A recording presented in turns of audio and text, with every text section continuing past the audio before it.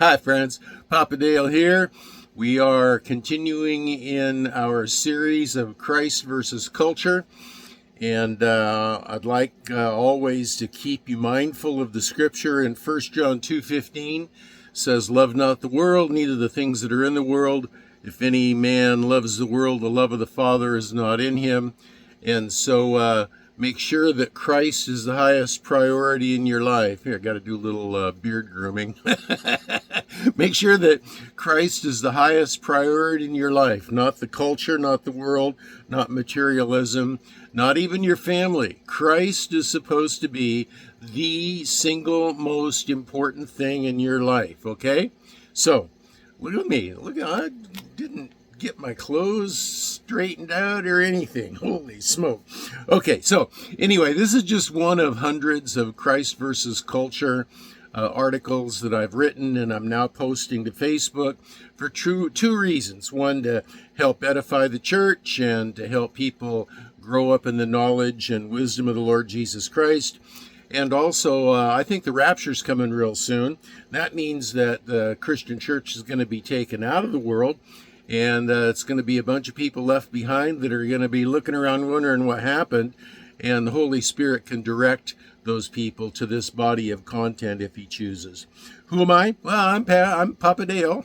I'm a retired pastor, teacher, theologian, evangelist, chaplain, chief cook, and bottle washer. Done a lot of things in my life, 50 plus years of serving the Lord. And so you should always be interested in knowing a little bit about who it is that's trying to teach you about the Bible, because the scripture says that in the end times a lot of false teachers are going to come into the world. So check out everything that I say. Check out everything that any teacher, Bible teacher, tells you with the Word of God itself and prayer. Okay? That's the best thing to do. Now you can find out a little bit more about me on one of the YouTube playlists on my channel. I think the title is Papa Dale Intro, video number 0. So today I have some thoughts for you that border on the political, and because there is a certain political element about the fact that Israel is now in the land in the Middle East. And so here, this particular article is titled Palestine Thoughts. And it goes on. For the current state of the Palestinian people, the responsibility rests on Palestinian shoulders for the consequences of their own choice to rebel against the state of Israel and to terrorize Israelis. This specifically has to do with the attack of Hamas on October 6 and 7 of 2023. Historical circumstances change as the facts on the ground change. The Celts will never retake Britain. The Comanche will never retake Texas. The indigenous people of pre-Israel Palestine, who actually never had any organized government beyond the ancient tribal, are in that same vein. They should politically integrate into Israel as they have been invited to do for 75 years. The truth is that many have. About 20% of the population of Israel are Palestinian Muslims. They are among the most prosperous of Palestinian people in the world because they participate in the governing of the land of Israel. Now, Jew haters will lie to you and will say that Israel is responsible for Palestinian Arabs because of the supposed expulsion of some 700,000 Palestinians during the original war for the independence of the State of Israel in 1948. Again, this is a lie. Israel's founding document asked Arabs to stay and participate in a democracy where they would have a say. They would be able to vote. It's a declaration of, in the Declaration of Independence for Israel, it says, quote, "We appeal in the very midst of the onslaught launched against us for months to the Arab inhabitants of the State of Israel to preserve the peace and to participate in the upbringing of the state on the basis of full and equal citizenship and due representation in all its provisional and permanent institutions." End quote. Can't get much more clear than that. It's a clear invitation. Join us. Let's be partners in the outworking of the creation of this nation. Historical debate has raged for decades over how many Arabs actually left preemptively as a part of the war. There were no supporting institutions or evidence as to how many were actually driven out.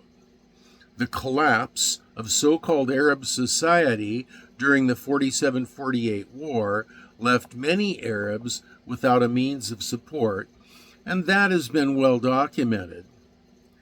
But there wasn't much to begin with, apart from that which was provided by charity groups like the Red Cross, for example. But in any case, hundreds of thousands of those refugees ended up in the West Bank and Gaza, and those remained Arab territory until the 1967 war.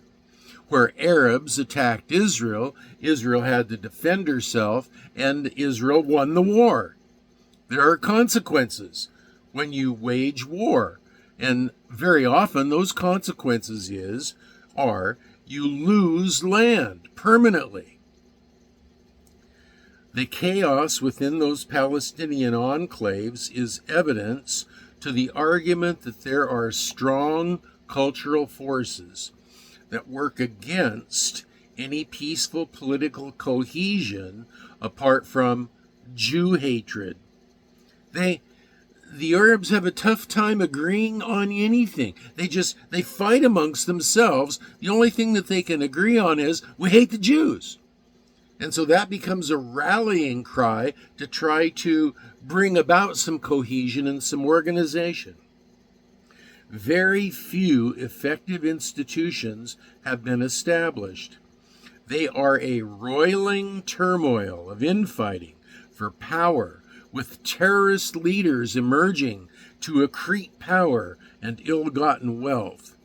It's been reported that even today, only 1 in 10 trucks of charity donation supplies intended for the suffering people actually gets to the people. The other 9 are hoarded or sold on the black market to enrich the power or enrich the leaders, who are nothing more than criminal warlords. Kind of reminds me of the warlords in Afghanistan, where political chaos reigns. Might makes right. And the more people and the more family members you can threaten or kill, then the more power and wealth that it brings to you. And there's quite a bit of that going on among the Palestinians, I fear. Pardon me. Now, historically, the plight of the Palestinians is self-caused.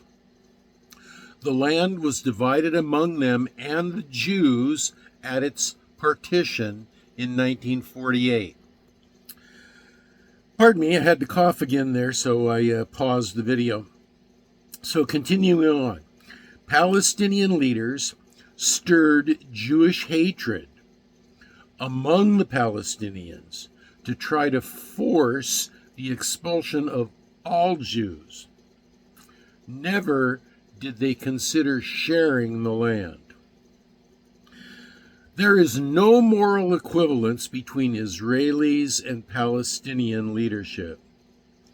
Palestinians have elected 3 terrorist governments to form a unity government with the stated goal of the destruction of the State of Israel and the murder of all Jews in the land. Do you hear that?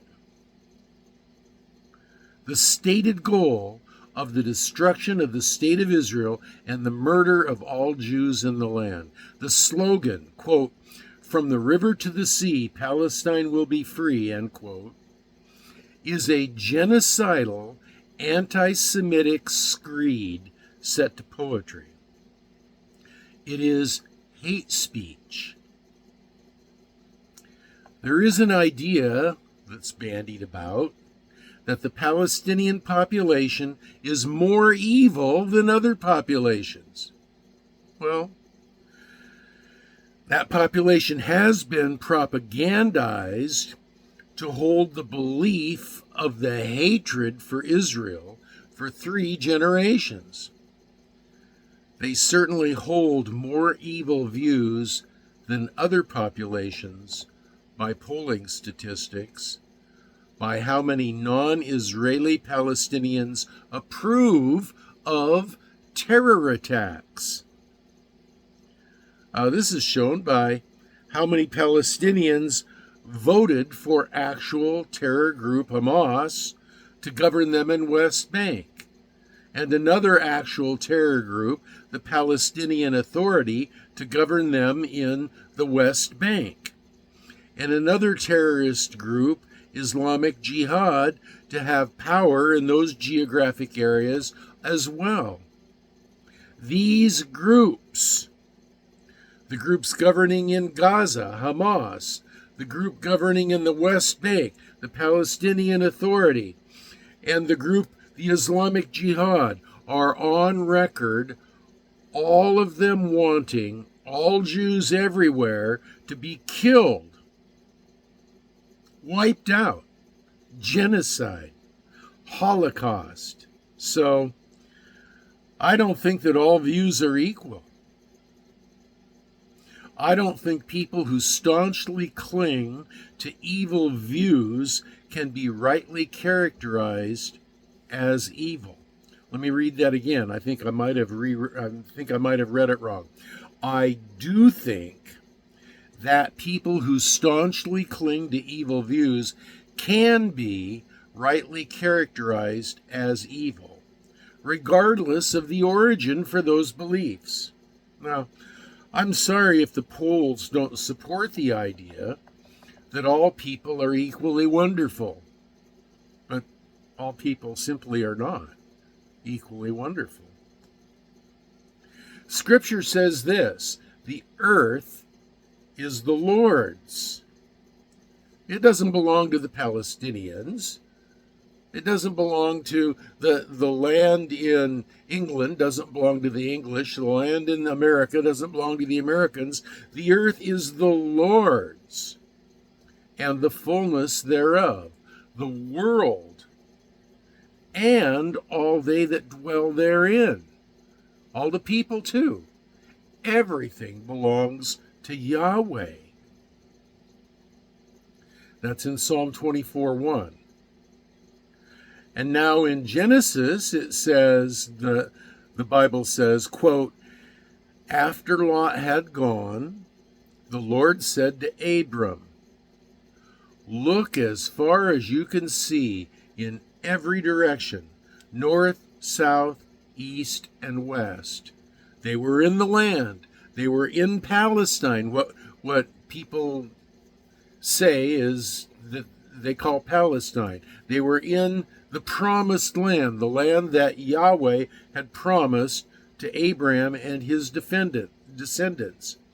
And the Lord said to Abraham, quote, "Look as far as you can see in every direction, north and south, east and west. I am giving all this land as far as you can see to you and your descendants as a permanent possession." Now remember, the earth belongs to Yahweh. Remember, we just read that verse, the earth is the Lord's and the fullness thereof. And now Yahweh is promising the land of Israel to Abram. I am giving all this land as far as you can see to you and your descendants as a permanent possession. And I will give you so many descendants that like the dust of the earth they cannot be counted. Go and walk through the land in every direction, for I, Yahweh, for I am giving it to you. Genesis 13, 14 through 17. So those people that say, oh, well, the Palestinians were there before the Jews. Well, not any time recently. The Jews have always had a presence in Palestine. They may have been outnumbered from time to time, but they've always had a presence. And furthermore, when Moses led the children of Israel out of Egypt into the land to dispossess the original inhabitants of the land, they weren't Palestinians, they were Amorites and Amalekites and different tribal entities. But those people were only allowed to grow in the land to essentially be workers to work the land, so that when Israel came in, according to God's promise, there would already be cities and cities built and vineyards planted. God spoke of this in the Old Testament. And so the claim of the Palestinian Arabs on the land of Israel does not comport with